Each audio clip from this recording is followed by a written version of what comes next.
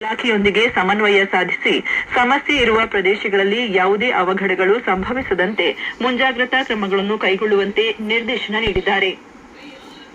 ರಾಜ್ಯದ ಹಲವೆಡೆ ಇಂದು ಮಳೆಯಾಗಲಿದೆ ಎಂದು ಹವಾಮಾನ ಇಲಾಖೆ ಮುನ್ಸೂಚನೆ ನೀಡಿದೆ. ದಕ್ಷಿಣ ಕನ್ನಡ ಜಿಲ್ಲೆಯ ಹಲವೆಡೆ ಗುಡುಗು ಸಹಿತ ಹಗುರ ಮಳೆಯಾಗಲಿದೆ. ಉತ್ತರ ಒಳನಾಡು ಜಿಲ್ಲೆಗಳಾದ ಯಾದಗಿರಿ ಮತ್ತು ರಾಯಚೂರು ಜಿಲ್ಲೆಗಳ ಕೆಲವೆಡೆ ಮಳೆಯಾಗಲಿದ್ದು, ಉಳಿದ ಜಿಲ್ಲೆಗಳಲ್ಲಿ ಒಣ ಹವೆ ಇರುವ ಸಾಧ್ಯತೆ ಇದೆ.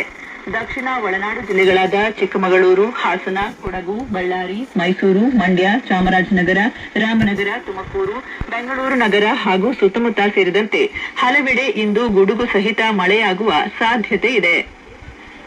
ಮನೆಗಳಲ್ಲಿ ಪ್ರಾಣಿಗಳನ್ನು ಹೇಗೆ ಪೋಷಿಸುತ್ತೇವೆಯೋ ಅದೇ ರೀತಿ ಗಿಡಮರಗಳನ್ನು ಪೋಷಿಸಿದಾಗ ಮಾತ್ರ ಪರಿಸರ ಉಳಿಸಲು ಸಾಧ್ಯ ಎಂದು ಕೋಲಾರದ 3ನೇ ಅಪರ ಜಿಲ್ಲಾ ಮತ್ತು ಸತ್ರ ನ್ಯಾಯಾಧೀಶ ಶಿವಕುಮಾರ್ ಅಭಿಪ್ರಾಯಪಟ್ಟಿದ್ದಾರೆ. ಕೋಲಾರ ಜಿಲ್ಲೆಯ ಟಿ. ಗೊಲ್ಲಹಳ್ಳಿ ಹೊರವಲಯದ ಕೆರೆ ಅಂಗಳದಲ್ಲಿ ಸಸಿ ನೆಡುವ ಕಾರ್ಯಕ್ರಮಕ್ಕೆ ಚಾಲನೆ ನೀಡಿ ಮಾತನಾಡಿದ ಅವರು, ಸಾರ್ವಜನಿಕ ಕಾರ್ಯಕ್ರಮಗಳಲ್ಲಿ ಹಣ ದುಂದುವೆಚ್ಚ ಮಾಡುವ ಬದಲು ನೆನಪಿನ ಸಂಕೇತವಾಗಿ ಗಿಡಗಳನ್ನು ವಿತರಿಸುವ ಮೂಲಕ ಪರಿಸರ ಸಂರಕ್ಷಣೆಗೆ ಒತ್ತು ನೀಡಬೇಕು ಎಂದು ಕರೆ ನೀಡಿದ್ದಾರೆ. ಪಶ್ಚಿಮ ಏಷ್ಯಾದಲ್ಲಿ ಉಂಟಾಗಿರುವ ಪರಿಸ್ಥಿತಿಯ ನಡುವೆಯೂ ದೇಶದ ಯಾವುದೇ ಎಲ್ಪಿಜಿ ವಿತರಣಾ ಕೇಂದ್ರಗಳಲ್ಲಿ ದಾಸ್ತಾನು ಕೊರತೆಯಾಗಿಲ್ಲ ಎಂದು ಕೇಂದ್ರ ಸರ್ಕಾರ ಸ್ಪಷ್ಟಪಡಿಸಿದೆ.